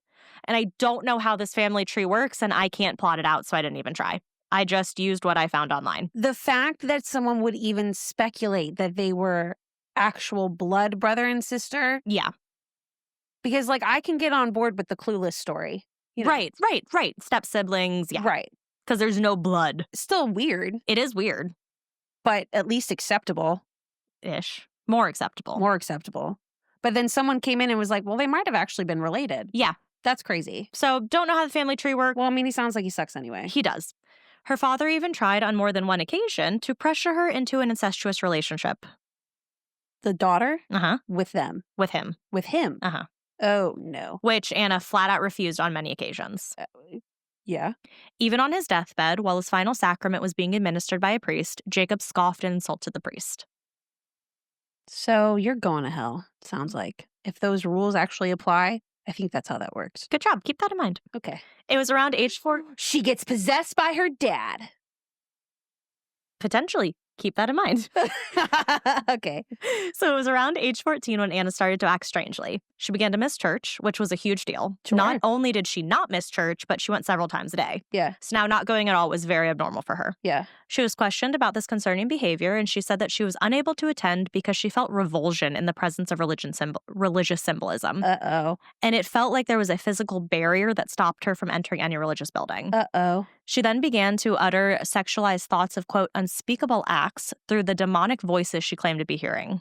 She is possessed by her dad. Quote, these voices tried their utmost to arouse thoughts of the most shameful type within her and tried to induce her to do things unmentionable and even to bring her to despair. Or maybe she was going through puberty and just having a moment. The poor creature was helpless and secretly was of the opinion that she would become insane. Puberty could do that to you. It could. And then you start bleeding out of your vagina. I get why you might think you're You possessed. think you're dying. She's got no parents around. Mom's gone. No one to explain this to her. It's the late 1800s, early 1900s. They probably don't know what the fuck's going on. She might have just been going through puberty. And someone made her think she was possessed. This poor girl. She would also hiss like a cat on occasion. Well, if I'm already being told I'm crazy, I might start hissing too. You're crazy. Exactly. The family didn't know what to do, so they did the only thing they could think of: reach out for guidance from members of their local church. Mm-hmm. Enter Father Theophilus Reisinger. Okay. Okay. Father Theophilus Reisinger. Does he not have a nickname? I'm going to call him Father R. Okay. That's good. That'll be good for you. So he was born in 1868 in Bavaria, where he grew up on his family's small farm. Reisinger grew up religious, and at the age of 12, he decided to devote his life to God. Then at the age of 21, he joined a monastery in Altading. Interesting fact about this little village of Altading. You said that 3 different ways. It has become an important pilgrimage point since 1489, when a statue of the Virgin Mary revived a young boy who had drowned. Where is this?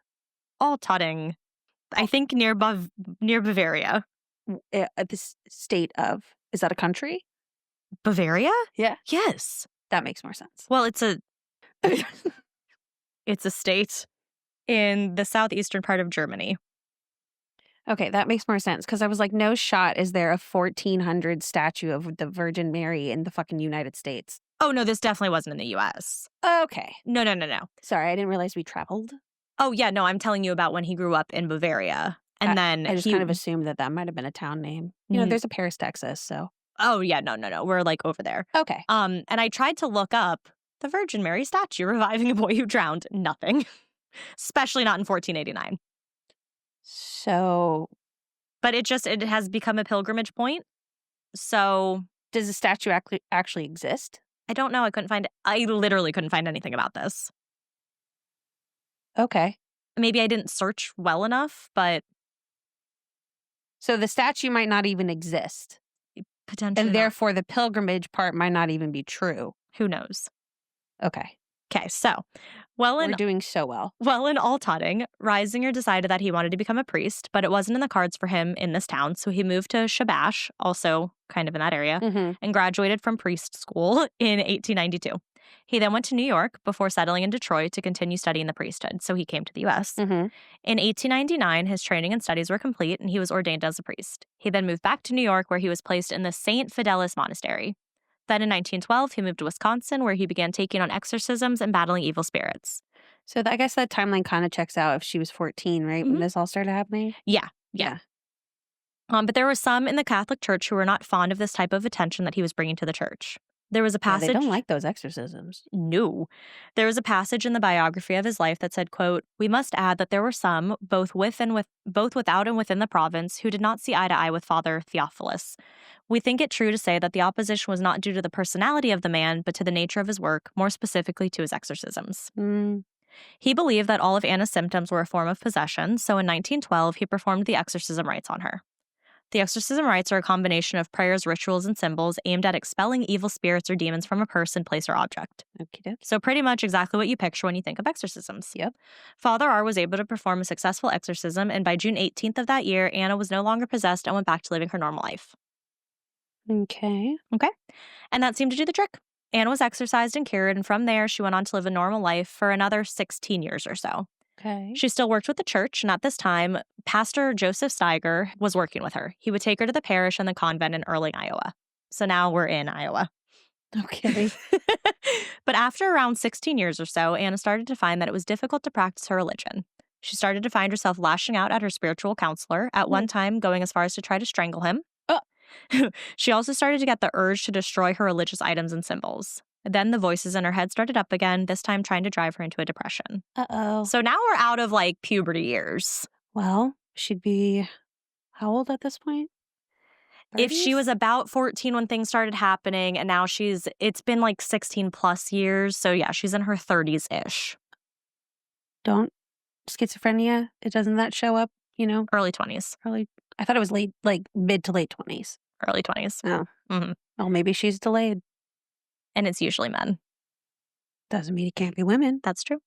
So Anna reached out to doctors and other qualified physicians to see if they could help her. They observed her and ran tests. They all found her to be physically fit and perfectly fine. Not knowing who else to turn to, Anna again turned to the church. The church tried to help Anna and spent years looking after her and trying to alleviate her symptoms. And during this time, they started to notice some weird things. First, she could understand. Yes? I'm just counting. Oh, okay. You usually do that when you have a question. I go like this if I have a question. Of course. But right now I'm counting. First, she could understand languages that she had never studied and had never known prior. For example, Okay. she suddenly knew Latin and could understand it when the priest spoke to her in Latin.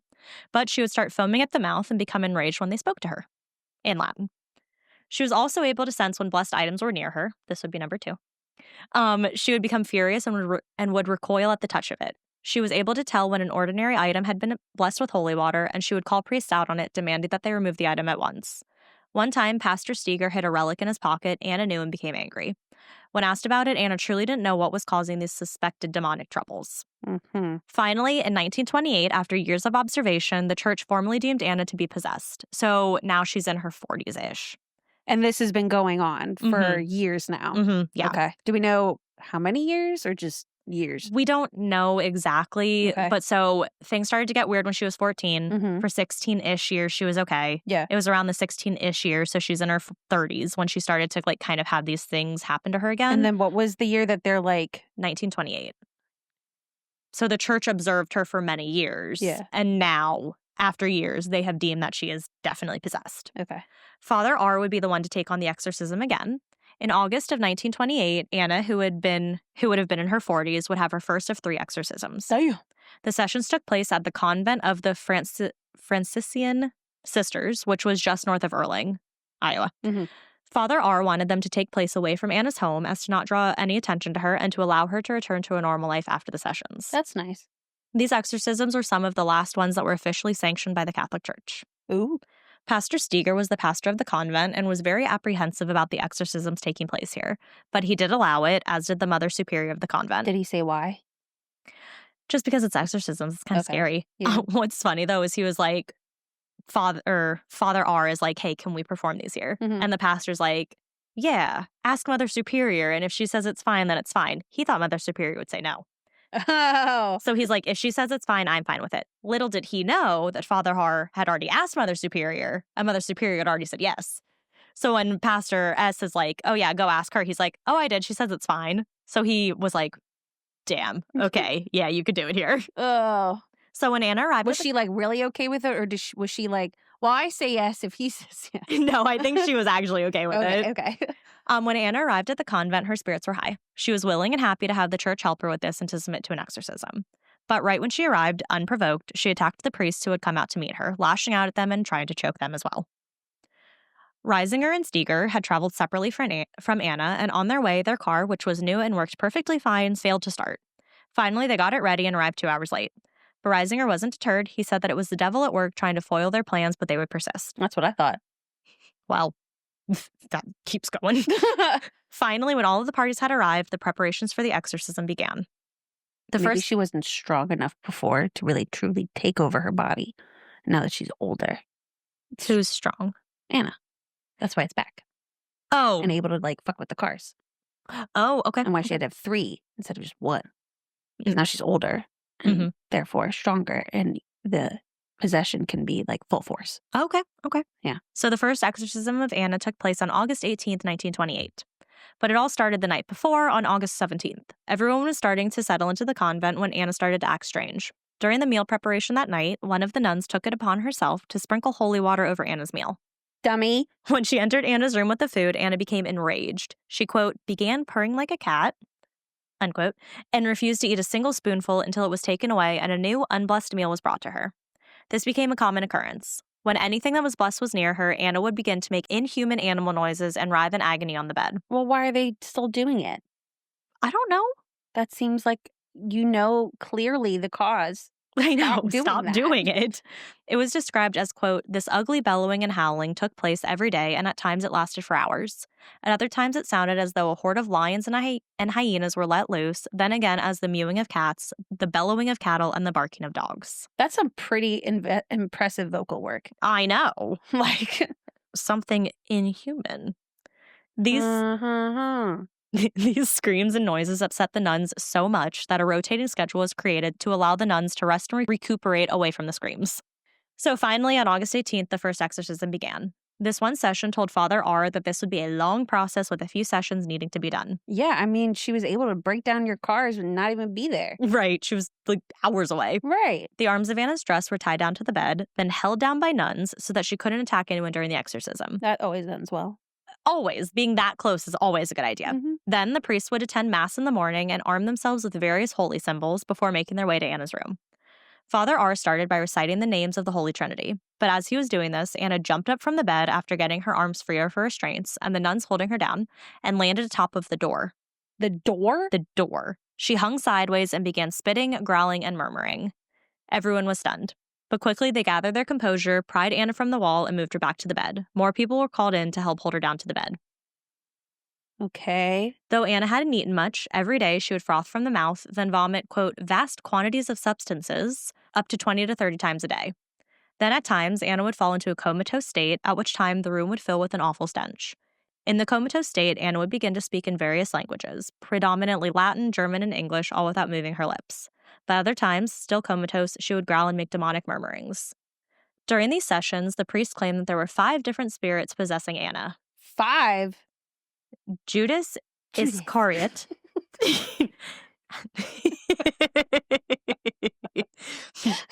That's the one. Beelzebub. Okay. Her Aunt Minna. Okay. And her own father, Jacob. Ugh. Like what you said. Knew he was in there. Both of whom were apparently residing in hell. He probably was the first one. And then he got down there, he's like, hey guys, let's check this out. We could totes possess my daughter.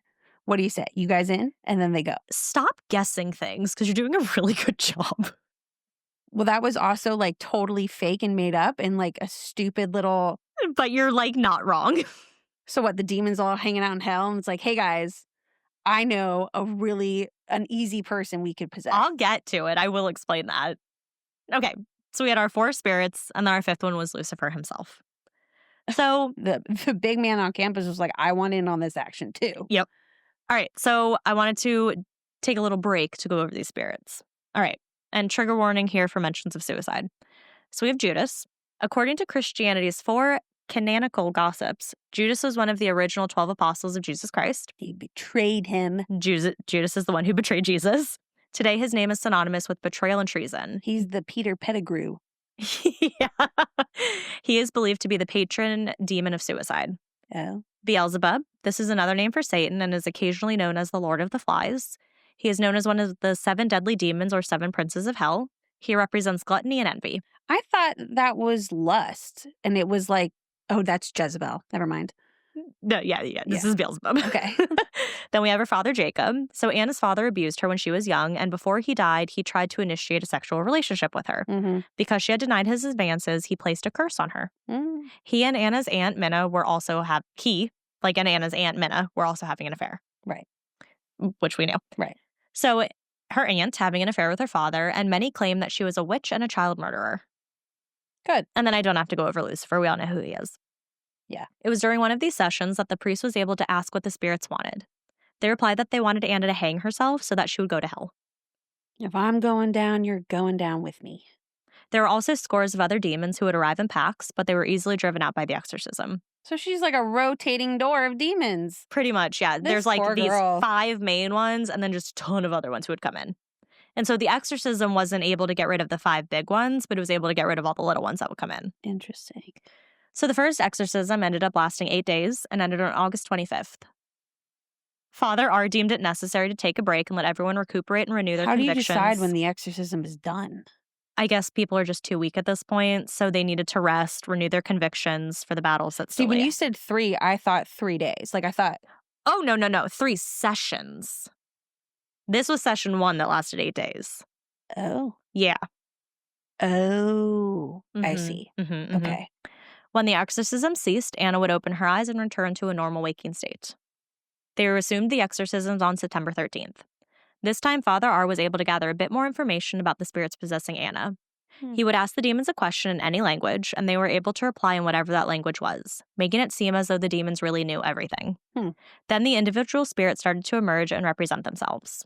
So the first was Beelzebub. He comes through first. Like emerge, like come take out over, of her. Okay. Take okay. over and be like the talking force Yeah. at that moment. Yeah. So he explained to Father R that he had been possessing Anna since she was 14 years old, and that he had been the subject of her initial possession when she was a child. Not Dad. Not Dad. Interesting. He said that Satan had given him this task. Why? But it was Anna's father, Jacob, who had commanded Satan to possess his daughter in the first place. So Jacob was like, Satan, I want to possess my daughter. Satan's like, all right, Beelzebub, go. Since when is Satan taking directions from some hellion? I don't know. Probably because he's like, you want us to possess someone? Okay. So her father had cursed her for her unwillingness to commit incest with him. Ugh. So next was Judas. Judas said that Sorry. Judas said that Lucifer had sent him to torture Anna and try to drive her to suicide. His job was, quote, to bring her to despair so that she will commit suicide and hang herself. She must get the rope. She must go to hell. Not the original time, just like why he's here now? Yeah. Okay. Yeah, that's why he's here now. Okay. Then Jacob, Anna's father, came forward. He told the group that he had spent his life ridiculing the church and casting aside any semblance of faith, though none of that was enough to cast him to damnation. Father R... I beg to differ. Well, Father R is saying that's not enough to cast him there. He told Jacob that he was correct, but that by cursing his daughter and bringing about the demonic possession, that's what committed him to eternal damnation. Not trying to have the ancestral relationship, not abusing his child, not cheating on his wife, not being an overall shitty person. No, you're fine. You can still go to heaven. But now you're going to hell because you cursed her and brought about a demonic possession. Okay. And because he was in hell and because Anna had turned down his sexual advances, this is why he started planning on ways to ruin her life. So his possession was solely to cause Anna to suffer. But if he's in heaven, what is there, like a direct line? No, he's in hell. So isn't that eternal damnation? Yeah, that's what caused his eternal damnation. Oh, because he cursed her right before he died. Yes. Oh, I'm sorry. Okay. I thought, okay. Yes. Still stupid, but I got you now. Yes, okay. Then Minna came forward next. So, trigger warning, her story talks about child death. So she had been damned to eternal hell, partly for her affair with Jacob, which is interesting that she is damned for the affair, but he's not. Well, that sounds about right. Takes two to tango. Yeah, but we never hold the man accountable for anything. Right. But also, she was there because she had killed her own children. Right, Yeah. right. She even forgot how many children she had murdered overall. She had at first said 3, but then corrected herself and said that she had actually killed 4 of her own children. Oh my God. Her hatred was so outstanding and obvious to everyone involved, it seemed to just radiate from Anna whenever Minna was like the soul. So you can demon. abuse the child and Yeah. still go to heaven, but when you kill them, That's too far. got it. Yeah. Most of these comments were broken by the screams of other demons coming forward, howling in pain and suffering. But during this whole session, Anna's odd behavior continued. There were times when Anna would become so light that she would actually begin levitating, while other times she would get so heavy that her weight would crush the bed she was on, bending the legs on the iron frame bed. She would verbally assault anyone present and speak of their sins that they had never confessed to anyone, Awkward. and sins somehow only Anna or the demons knew. Like, one of the things you're supposed to do as a Catholic is go to confession, so you don't have these sins, but... You know what? I thought that's how it worked.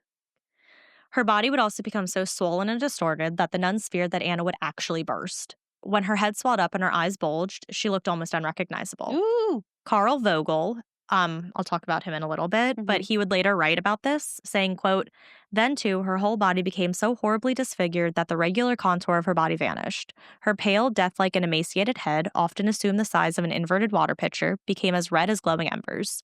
Her eyes protruded out of their sockets, and her lips swelled to proportions equaling the size of hands, and her thin, emaciated body was bloated to such enormous size that the pastor and some of the sisters drew back out of fright, thinking that the woman would be torn to pieces and burst asunder. At times, her abdominal region and extremities became as hard as iron and stone. In such instances, the weight of her body pressed into the iron bedstead so that the iron rods of the bed bent to the floor. Okay. She would then immediately become emaciated and pale, hard to the touch. Once again, the exorcisms had stalled after 7 days on September 20th.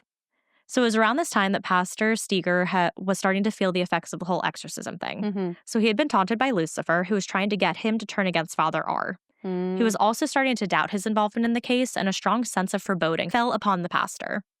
And this is the guy that runs the convent? Yep. Okay. Mhm.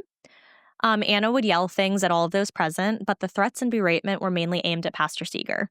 He was also experiencing disturbances while he was sleeping. He found it difficult to sleep because of rats scratching his walls, and sometimes his room would vibrate and tremble. The pastor would have to pray and equip himself with religious symbols to get it all to stop and try to get only a few hours of sleep. Mhm. Father R would tell Pastor S that it was all the work of the devil, trying to drive them apart. So Pastor S endured and continued to be present for the exorcisms, though everything in him was telling him to stop. But one day, Lucifer started to threaten Pastor S more intensely than before. He told the pastor he would regret his involvement once the parish turned against him. He said that he would tell the parish things that Pastor S would not be able to defend himself against, that it would make him pack up and leave in shame and regret. And Uh-oh. finally, the threat was to the pastor's life. Lucifer, speaking through Anna, said, quote, "I cannot harm God directly, but I can touch you and his church. Just wait until the end of the week. When Friday comes, then ... before trailing off. That Friday, Did Lucifer say ... he did not. He just trailed off, but that would be really millennial of him. Oh my God, would it not be? That Friday came around and Pastor S was called to read the last sacraments to a dying woman. The family offered to come pick him up, but they found that their car wouldn't start. So the pastor said that he would take his own car and come. He had the devil's warning in the forefront of his mind, so he drove with the utmost care and caution.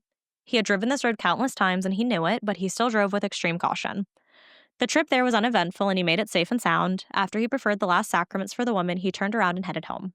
But on his return journey, as he was driving over a long bridge that went over a deep ravine, a black cloud appeared in front of him, which reminds me of the black cotton balls, but it's completely different. The car veered to the side of the road, slammed into the railing of the bridge, overturned, and was left precariously hanging over the edge. Steger was fortunately able to crawl out from underneath the wreckage. As he did so, a farmer who heard the accident came over to help. He drove Steger to the doctor, who declared him fortunate for surviving and fit, and he was sent on his way. When Pastor Steger returned to the convent and entered the room where Anna was, the devil burst out laughing and filled the entire room with his laughter before saying, quote, "I certainly showed him up today. What about your new auto, that dandy car which was smashed to smithereens? It serves you right." Ooh. For the remainder of the exorcism, the devil would repeat the incident to Steger, threatening him to, quote, "be ready for a whole lot more fun." And with that, the second session of exorcisms came to a close. You should really put your own well-being first. If it ain't feeling right, don't do it. The third and final exorcism session took place on December 15th, 1928. As expected, everything was going the way it had been, with the stench, the howls, the insults. Steger deemed himself unfit to continue, having reached a breaking point, and would assist Father R if he could. If and when he could. Mhm. Most of the smaller demons had been driven out by this point, and all that were left were the four main ones. Judas, The Four Horsemen. Judas, Judas. Beelzebub, Jacob, and Minna. Father R could feel that they were close to the end and close to ridding Anna of these demons and spirits, so he continued with the exorcism for 3 days and nights, continuing the rituals nonstop. Oh my. Many were concerned for his health, saying he had taken on an appearance of a walking corpse due to him giving all of his energy and strength to the exorcisms. Yeah, and 3 days of no sleep, you're about to become delusional too. In these 3 days, he wasn't sleeping and was barely eating or drinking. Finally, on December 22nd, a significant breakthrough occurred. Anna sprung from her bed and started levitating, so much so that her heels were barely touching the sheets. Father R then strongly commanded the demons to hell. He later admitted that, at that moment, as Anna was levitating and he was commanding the demons to hell, he had a vision. In the vision, the room circled in flame, with Lucifer and Beelzebub standing in the corner, seething with rage at not being able to assault the priest. He described Lucifer as, quote, tall, with matted black fur on his lower hooved body. At the end of the vision, the room shook and rumbled, then fell silent. Right at the end of the vision, Anna collapsed back onto the bed. She softly muttered, Beelzebub, Judas, Jacob, Minna, hell, hell, hell. Just moments later, she opened her eyes and smiled before saying, From what a terrible burden have I been freed at last. My Jesus mercy. Praise be Jesus Christ. The moment she uttered these words, the nuns broke into tears and everyone rejoiced. With that, it was clear that the demons who had been inhabiting Anna's body for months, some for even years, were finally gone and the exorcism had been successful. Mm-hmm. Reportedly, Anna's life returned to normal after that. She continued to practice her faith with only a few small possessions, but none that she couldn't handle on her own. What the fuck? I know! I know. It's not like it's a rash. It shouldn't just come back occasionally. These ones she could handle on her own. Oh my God. She even returned back to the convent 4 months later to express her thanks and gratitude to all of the nuns who had helped her during these times. But every nun who had been present during the time of the exorcisms had put in transfers, Damn. unable to remain in the convent with the memories that they had had. Ooh. Anna lived out the rest of her lives in relative peacefulness and in a devout manner. She also never complained of any of her old symptoms again. She lived this quiet life until she passed away at the young age of 55. Damn. So she was in her 40s when all of this happened. I mean, I guess, being possessed will take some years off your life. Yeah. Father R continued to work as a priest in the Catholic Church and continued studying and practicing exorcisms. He passed away peacefully on November 9th, 1941 at the age of 73. Okay. The priest who performed the exorcism wrote a book called Begone, Satan in 1935, where he retold the accounts of the exorcism. To this day, this is one of the most documented cases of exorcisms performed by a member of the Catholic Church. Like, valid documentation or just documentation? Most documented case. Okay. The details of the ritual were witnessed by Father S. and a long-term friend of Rosinger. Karl Vogel published it in 1935 in German, then in 1973 in English. Teresa Wagerer, Father Steger's housekeeper, said, quote, I was a witness to almost the whole period of the exorcism of the Earling possession case, and I can truthfully say that the facts mentioned in Begone Satan are correct. Some of the scenes are even more frightful than described in the booklet. Oh, wow. There is not the slightest doubt in my mind that the devils were present, and I will never forget the horrible scenes, vile, filthy, and dirty, as long as I live. Oof. The original intention of this pamphlet was to be handed out at seminaries of the church as a way to inform and educate on the subject of demonic possession and the practice of exorcisms, and to, quote, encourage those of strong faith to continue to give battle to the evil one. So overall, the harrowing ordeal was so terrifying that it partially inspired the novel and subsequent film The Exorcist. I was wondering if it contributed. It did. And in 2016, Andrew Jones, a Welsh film director and writer, brought the story of Anna to theaters with his film The Exorcism of Anna Ecklund. Mm. And there you have the Earling exorcism. Of Emma, Anna, with Robert or Edward. We don't know. We don't. But it was someone. And that's why a lot of the things, like it would say, like, instead of saying her name for a lot of the stuff, it would say a woman in her 40s. Mm. We know it was Anna or Emma, whoever she may be. A woman in her 40s. A woman in her 40s. Damn, that's crazy. I know. It's kind of creepy. Is wild. Exorcisms are so scary. Okay, I had two thoughts. Yes. I'm imagining myself as a nun. As a nun. As a nun in this convent where she's at. You would be denied nunship, but That's yes. not the point. Go on. The point is, I don't even want to be a nun. I'm just imagining. Okay. And there's one part of me that I'm like, wow, I can't imagine how afraid they were. Like if you are that committed to your faith and belief and whatnot, you're going to be terrified. Yeah. To you, this is very, very real. Absolutely. And that I can imagine is scary. On the flip side, because that's what my brain does, I'm also imagining how fucking frustrated as hell you got to be if you think it's all bullshit. Like, oh my God, she's howling again. Like, come on. Like, I'd slap the shit out of her. What I read somewhere, I can't remember where I read it, but sometimes those people who are like the most religious are the ones who will get possessed as a way to test their faith. Mm-hmm. So if she's like this super, super devout Catholic. Well, and I mean, if you're a nun, you're pretty devout. Well, for the nuns, yeah. Right. So it's like, I understand why, it seems legitimate. Who am I to say?